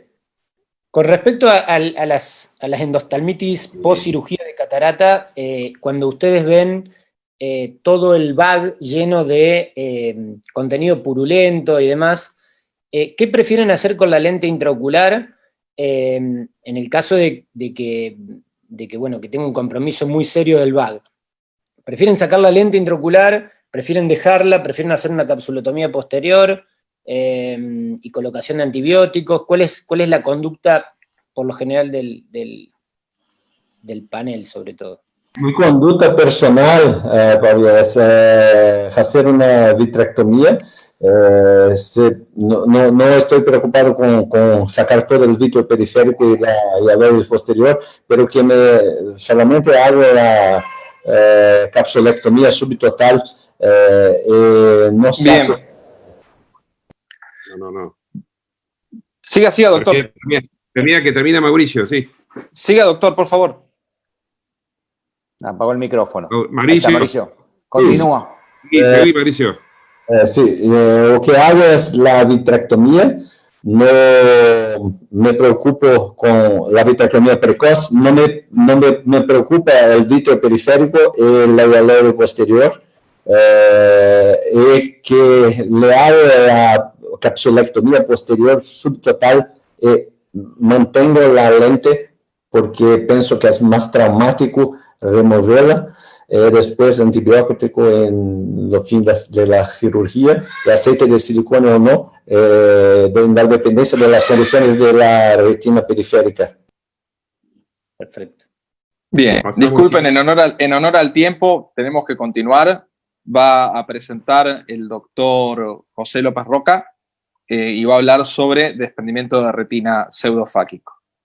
Si nos da el tiempo, después continuaremos con esta discusión muy interesante. Hola Marce, buenas tardes a todos. ¿Se escucha bien? Perfecto. Muy bien. ¿Y qué tal se ve? ¿Se ve bien? Bueno, vamos Sí. a hablar un poquitito de desprendimiento de retina pseudofáquico. El objetivo en sí de la charla es más que nada entender las causas y la fisiopatogenia del DR pseudofáquico para por eso entender y poder evitarlo en la mayor proporción posible y repasar algunas de las características clínicas del mismo y su resolución.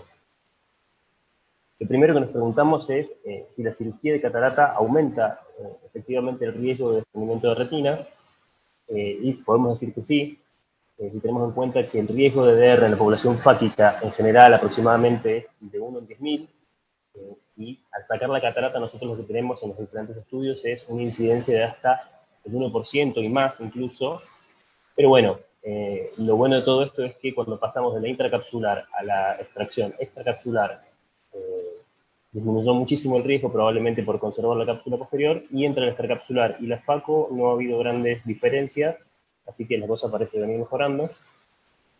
¿Qué mecanismos posibles se han ido planteando a lo largo de la historia y de la bibliografía?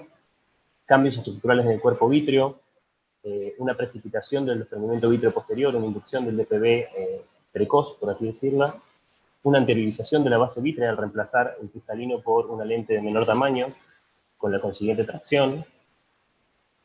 Y bueno, obviamente hay algunos pacientes que van a tener más riesgo que otros. Acá lo puse al pobre Mauri. Lo puse en realidad porque es joven, no lo puse porque además es miope, pero sabemos que la miopía, la edad joven y el sexo masculino son factores de riesgo importantes, probablemente por relacionarse todo esto con una hialoides y una adherencia entre la hialoides y la retina más firme. El tema de la degeneración del lápiz, que siempre está presente, sabemos que es un gran causal de desprendimiento de retina. Y el tema del DPB, la verdad es que uno al DPB rigurosamente no lo testea en todos los pacientes operados de catarata, pero parece tener un rol muy importante. Y obviamente después está el factor cirujano o el factor intraquirúrgico.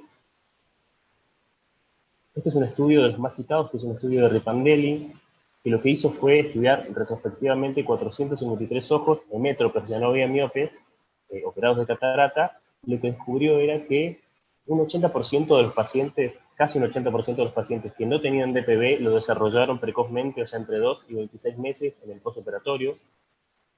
Hubo 14 ojos de estos que tuvieron DR, y 11 de esos 14 ojos del total habían tenido su DPB precoz. Otro dato interesante que puede resultar para discusión es que solo uno de los pacientes con el desprendimiento de retina no tenía lápiz. Entonces uno se pone a pensar si realmente fue el DPB en sí o la combinación del DPB con la degeneración del lápiz. Bueno, lo que sí está escrito en numerosos trabajos es la relación entre el largo axil, que no es exactamente, no es lo mismo que decir miope que decir un largo axil alto. Este trabajo de Lin lo que hace es un cuadro comparativo donde separa en 3 grupos según el largo axil y según las edades, y vemos cómo crece exponencialmente el riesgo a medida que vamos viendo pacientes más jóvenes y pacientes más miopes. Y bueno, después está el factor cirujano, que es lo que nosotros le hacemos al ojo, ¿no? El daño que le podemos hacer nosotros. El principal factor intraoperatorio es la ruptura de cápsula con prolapso vítreo. Con prolapso vítreo, ¿por qué? Porque sabemos que el vítreo está todo conectado, y nosotros cuando tenemos prolapso vítreo tenemos tracción vítrea en la cámara anterior. Esto está conectado directamente con la base vítrea y por lo tanto con la retina y con la retina periférica, y ahí es donde rompemos y podemos generar problemas. Este es un estudio que lo que hizo fue evaluar 18.000 ojos operados de FACO, y lo que vio fue que hubo 36 ojos con DR en 7 años, pero a lo largo del estudio hubo 400 rupturas de cápsula, y 7 casos de estos tuvieron desprendimiento de retina, pero todos los que tuvieron desprendimiento de retina de esos casos complicados, todos habían tenido prolapso vítreo, o sea, ninguno fue reportado como sin prolapso vítreo. Bastante honestidad también de los autores. Acá vemos la estadística. Y este cuadrito lo que muestra es que aparte del riesgo aumentado de desprendimiento de retina, lo que produce la ruptura de cápsula y el prolapso vítreo es un desprendimiento de retina mucho más precoz que lo que se da en el resto de las estadísticas sin complicaciones de FACO, ¿no? En los primeros 6 meses vemos cómo aumenta exponencialmente el riesgo. Este es un videíto de uno de los cirujanos del hospital, de la residencia, operando una catarata complicada con pseudoesfoliación. Tiene una desonulación masiva. Y bueno, a veces uno lo que tiene es el reflejo ante la situación catastrófica, el reflejo de huida y sacar el FACO, que eso es la llamada al vítreo que pase de cámara anterior, y eso es el famoso prolapso vítreo, ¿no? Otro caso, un caso de una ruptura capsular posterior, el cirujano no advierte y sigue haciendo FACO, entonces lo que pasa es que el vítreo va directamente a la boca del FACO y vemos cómo el ultrasonido no logra cortarlo ni romperlo, incluso le cuesta sacarlo, y bueno, esa tracción se transmite directamente a la base vítrea y puede ser un problema importante. Como conceptos claros, siempre manejar con una cámara anterior presurizada, estanca, con incisiones que no pierdan. Si van a hacer vitrectomía, máximo corte y la mínima aspiración como para remover la catarata y el vitrio, y siempre trabajar de posterior hacia anterior y no escatimar en el uso de viscoelástico, ¿no? Este es otro caso. Esto es lo ideal, ¿no? Poder poner trócares y poder limpiar el vitrio directamente desde atrás. Este es un caso que me mandaron con una FACO complicada para poner una lente esclera, y se los quería mostrar más que nada porque luego de limpiar el segmento anterior, lo que hacemos es ir a remover el vitrio en el segmento, en la parte posterior del ojo y en la periferia, y observemos cómo rutinariamente intentando y revisando la periferia encontramos un desgarro muy, muy periférico, casi en la hora serrata, probablemente relacionado con esta FACO complicada que aguantó increíblemente y la retina se mantuvo siempre aplicada, pero bueno, ya que estábamos ahí, era necesario limpiar el vitrio alrededor, eliminar todo tipo de tracción, siempre con experimentación. Recordemos que estos desgarros pueden ser muy periféricos, y tratarlo obviamente con láser. El tratamiento del DR pseudofáquico, en realidad cada cirujano toma cada caso en particular y usa la técnica que más le parece en el momento, pero hay bibliografía que avala, o por lo menos que nos hace pensar de que muchos de estos pacientes pueden tener un mejor resultado anatómico. Este es el más icónico de los estudios, que es el SPR, un mejor resultado anatómico utilizando vitrectomía primaria en estos casos.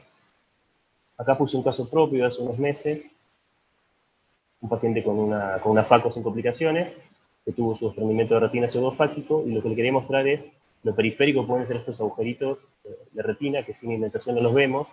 Incluso la lente intraocular con el anillo de Sombring pueden complicar la visualización periférica, y probablemente por esto la vitrectomía esté un poco más indicada que el VATI en estos casos, porque estos desgarros incluso pueden ser múltiples, y la vitrectomía nos permite diagnosticarlos y tratarlos correctamente a todos. Quizá como para ir terminando, podemos hablar algo controversial, que es tratar las lesiones predisponentes previo a la FACO. Actualmente en la bibliografía no hay consenso que nos obligue a tratarlas a todas, pero bueno, obviamente cada caso en particular tiene sus riesgos y se charla con el paciente. Incluso algunos pacientes hemos hecho láser por tener un riesgo muy aumentado de DR, ¿no? El seguimiento de estos pacientes complejos, hacerle un fondo de ojo con oftalmoscopía binocular indirecta antes de darlos de alta de la FACO, y alertarlos muy bien sobre el tema fotopsias y miosopias, las pautas de alarmas, porque deberían consultar, los deben conocer muy bien. Y bueno, nada más, las conclusiones son más o menos lo mismo que venimos a ver. Muchas gracias. Excelente presentación, José, muy claro todos los conceptos. Y bueno, nos gustaría escuchar a nuestros invitados extranjeros sobre su manejo en estos casos de DR pseudofáctico. Virgilio, no sé si querés empezar. Bueno, estos casos de desprendimientos fácicos, digo, hay que empezar desde si les vamos a hacer vitrectomía siempre, como dicen ustedes, sí o sí, o a lo mejor podría resolverlo de otra manera, ¿no? Digo, no pero creo que yo sí he resuelto desprendimientos de retina pseudofácicos con una simple neumoretinopexia. Yo sé que es discutible, pero bueno, se puede hacer. Creo que ya no he tratado nunca hacer una retinopexia convencional, me meto con vitrectomía. El tema es cuándo sí le pones banda y cuándo no le pones banda. Creo que eso sería lo lo importante a platicar. Y la otra es que yo en desprendimientos de retina, así como dijo Marcelo hace un momento, yo también trato de poner candelabro prácticamente en todos mis casos de desprendimiento de retina porque te autoindentas y acabas más rápido y haces las cosas mejores. Y son 2 agujeritos, calibre 27 o 1, depende de la tecnología que uses. Y la verdad te facilita muchísimo la cirugía, aunque no tengas BRP, aunque no tengas membranas, el candelabro te hace una cirugía mucho más fácil. Ya he ido tantas veces a Argentina que ya voy a hablar como ustedes dicen, una cirugía prolija. Aquí en México eso nadie lo entiende, pero yo sé que ustedes lo usan y entonces es una cirugía prolija si pones un candelabro. Mauricio. Penso que la vitrectomía primaria es muy importante, una técnica muy interesante para casos pseudofáquicos. Tengo la misma impresión que Virgilio, el uso de candelabro es muy importante, la autoindentación, que cuando se saca más vitro en la basis, se usa menos la introflexión escleral. Es una dialéctica. Entonces, pienso que estamos ahora con nuevas instrumentaciones, todo eso, que la vitrectomía primaria es más y más usada.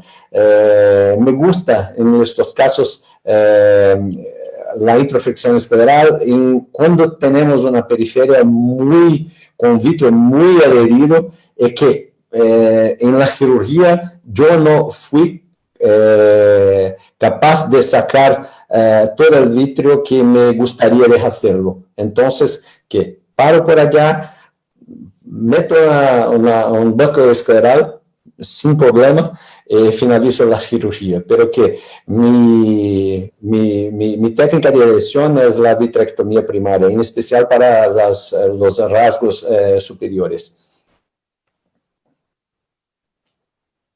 Creo que... ¿Puedo hablar? Sí. Creo que todos coincidimos que hoy que la vitrectomía primaria en pseudofaquia, ya hay estudios que comparó con respecto a cirugía convencional, es mejor con respecto a la agudeza visual, trabajamos mejor en el vitrio, el candelabro es una cuestión de prácticamente en el 100% de los casos. Hay que recordar habitualmente que el DR pseudofáquico tiene una clínica diferente al DR fáquico, porque habitualmente el DR pseudofáquico consulta más tarde que el DR fáquico.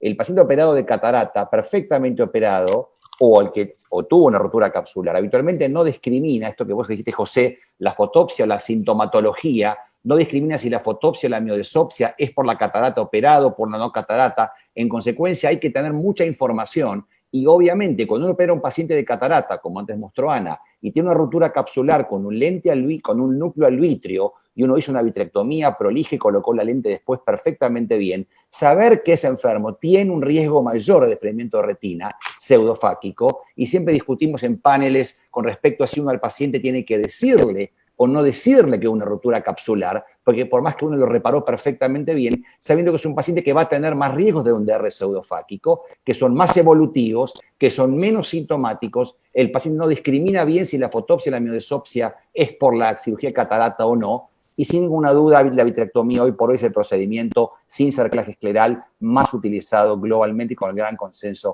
a nivel de los paneles en el mundo. Dani. Opino una cosa, estoy de acuerdo con eso. Yo la única diferencia que tengo, para los que no saben, la zona donde vivo yo es la zona más pobre del país. Y a veces con un circular, a veces no, entre el 60 y 70% de las veces con un circular solucionamos los problemas, los desprendimientos de retina en estos casos. Siempre cuando hago un circular en un pseudofáquico, lo que hago ahora es con el candelabro. O sea, hago el circular, pero voy viendo a través del candelabro, porque esa forma no me molesta tanto las opacidades capsulares ni nada, ni la mala dilatación. Entonces tengo una buena visualización para colocarlo. Y como siempre digo, no nos sobran recursos, y si no anda, ya tengo puesta la banda. O sea, no me voy a arrepentir de poner una banda, la tengo puesta y por ahí ahorro muchos recursos, ¿no? Eso es lo que quería agregar. ¿Puedo hacer una pregunta? Creo, sí, para que haga un comentario, yo opino lo mismo que Dani, o sea, creo que es fundamental la situación del paciente, la situación del ojo. Todos los casos que recién mostró José son complicaciones quirúrgicas casi en caliente, ¿no? O sea, son casos que están teniendo una complicación y bueno, son sí o sí para vitrectomizar, ¿no? Pero bueno, la tendencia en el mundo es lentamente hacer cada vez más vitrectomía y dejar el explante, pero nosotros los viejos sabemos que el explante sigue teniendo lugar. O sea que, por supuesto, que hay que evaluar muy bien el caso y en base a eso tomar la resolución, ¿no? Pero es como que la tendencia hoy es hacer vitrectomía primaria. Así el comentario, Pablo. No, yo quería preguntar qué consideración tienen en ustedes, en su práctica diaria, en estos casos de DR pseudofáquico, como podemos tener roturas periféricas y bien cercanas a la hora, en hacer los dos procedimientos combinados, o sea, la vitrectomía, por supuesto, como decía Marcelo, y asociarle un backlink escleral 360, ¿en qué casos ustedes combinan los procedimientos o en cuáles no? Combino los procedimientos en pacientes que son jóvenes que tuvieron que hacer la cirugía de catarata por algún problema, que tiene una periferia de la retina con snail tracks, muchas adhesiones in vitro en la periferia, mas hoy en mi plática la decisión es más intraoperatoria que preoperatoria. Preoperatoria, mi preferencia es la vitrectomía primaria. Intraoperatoria, si tengo algún problema con el vitrio, tiene mucho vitrio en la periferia, entonces paro la cirugía y meto una banda y te continúo hasta el fin. Virgilio, Virgilio. Dime. ¿En qué caso haces lo combinado? ¿O qué preferís? Combinado vitrectomía con... Vitrectomía y cerclaje. Normalmente cuando son lesiones inferiores pongo una banda. Ahora, últimamente ya tengo años, que yo pongo 42, silicón sólido, y si no tiene lesiones superiores no pongo 360. Sobre todo cuando se trata de un desprendimiento de retina reciente que tiene buen potencial de agudeza visual. Todos sabemos que si ponemos una banda 360, por más nobles que seamos, vamos a incrementar la miopía poquito o mucho. Y un mucho son 3 dioptrías. Y a un paciente que tiene la mácula aplicada y le pones 3 dioptrías, va a ser un paciente que no te va a querer nunca más, porque le dejas una anisometropía espantosa. Entonces, lo que hago es que pongo una banda. Vamos a pensar que tiene una lesión que ya la vi, que sé que está a las 6, 7, 5. Entonces pongo un segmento de banda de 2 a 10. Buenas suturas para que indente bien, hago la vitrectomía y no miopizas al paciente en lo más mínimo y el paciente va a quedar con 20-20 si no se desprendió la mácula, o si tiene días, 2, 3 días, queda con muy buena agudeza visual y quedan muy bien. No necesito poner 360, pero sobre todo cuando son lesiones inferiores, respondiendo a tu pregunta. Perfecto. Pedro, ¿vos querías hacer un comentario? Pedro. Sí, ¿cómo les va? Excelente las clases. Quería hacer un comentario sobre lo que dijo Pablo, sobre sacar la lente en las endoftalmitis, y es un tema que yo siempre lo vengo discutiendo, y yo creo que nosotros, a ver, en medicina esto es estamos en contradicción. La medicina general, generalmente las prótesis infectadas se sacan.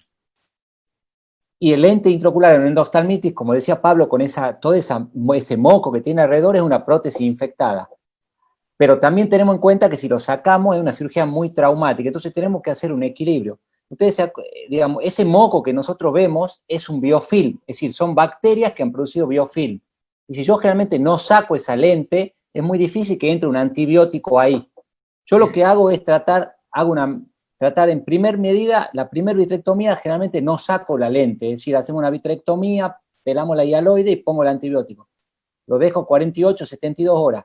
Y si tengo que entrar de nuevo, saco la lente intraocular y la mando a cultivo y todo. Yo veo que muchas veces nos ensañamos en dejar la lente y el sitio de la infección queda ahí. Entonces, si no sacamos esa prótesis, no se va la infección. Yo creo que tenemos que pensar mucho y ser más objetivo y tratar de sacar la lente cuando tengamos que sacarla, darle una chance a no sacarla, pero sí tener en cuenta que en algún momento podemos sacarla. ¿Alguien más? Eleonora. Andrés, ¿tienes un Eleonora. comentario? Pues vamos Yo a ir cerrando. quisiera hacer una pregunta, si es posible. Con respecto al caso de Ana, no sé si alguno tiene experiencia en usar facofragmentador 23G a través del trocar. Leí que hay yo nunca lo usé siempre el 20G por incisión escleral, pero leí que puede haber problemas con el trocar que uno usa, sobre todo si es de metal, de que se esparzan fragmentos de metal adentro del ojo por la vibración del ultrasonido. No sé si alguno tiene experiencia con ese tipo de facofragmentador. No. No. Todos 20G, sí. Todo 20G. Somos pobres. Y ahora somos más pobres. Pobre, cada vez más. Cada vez más. Bueno, chicos, la verdad que los felicito por este primer encuentro de Sarip Joven. La verdad que estuvieron todos espectaculares los casos, muy bien resueltos, muy bien presentados, la verdad, excelente. Mil gracias a Virgilio y a Mauricio por colaborar. Ustedes que están tan acostumbrados a formar gente y dar consejos para que aprendamos y hagamos las cosas lo mejor posible. Así que bueno, mil gracias Ana, Andrea, Nico, Pablo, Álvaro, José, y a Chelo y Nico, y a todos los conectados del grupo, el resto de los panelistas, a Dani, a Marcelo, a Andrés, y a Pedro, a Matko, que también se conectaron, y a Arturo, a Sebastián, y todos los que están en línea. Así que bueno, les mandamos un abrazo, mil gracias, y nos seguimos conectando.